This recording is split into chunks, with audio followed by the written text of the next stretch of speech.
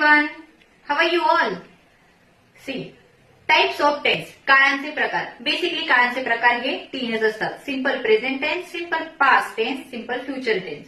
आपण जो शिकणार आहोत तो सिंपल प्रेझेंट टेन्स म्हणजे साधा वर्तमान काळ. साधा वर्तमान काळ केव्हा यूज करतात? तर नेहमीची क्रिया व्यक्त करण्यासाठी आपण साध्या वर्तमान काळाचा उपयोग करतो. म्हणजेच वाक्याच्या शेवटी त, ता, ती, ते, तो, तम किंवा तोच आल्यास आपण समजतो की हे वाक्य साध्या वर्तमान काळाचं आहे. मग या वाक्यामध्ये आपण काय करतो? क्रियापदाचं पहिलं रूप म्हणजे V1 आपण घेत असतो. चला आपण एक for example, let's go take some example here. First one, मी जाते.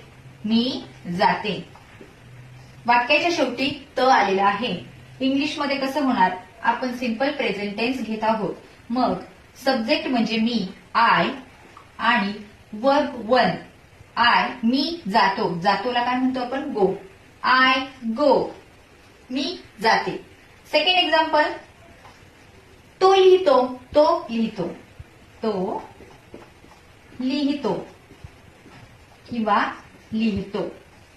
तो लिहितो. लिहिणे म्हणजे राईट करणे. टू राईट म्हणजे लिहिणे. तो म्हणजे करता. ही राईट्स.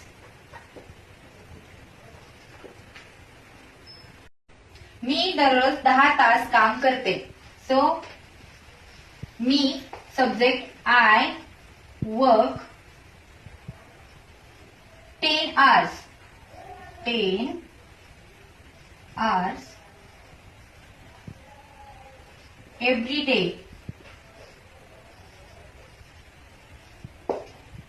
त्यानंतर फोर्थ एक्झाम्पल, तू या ड्रेस मध्ये छान दिसतेस. यू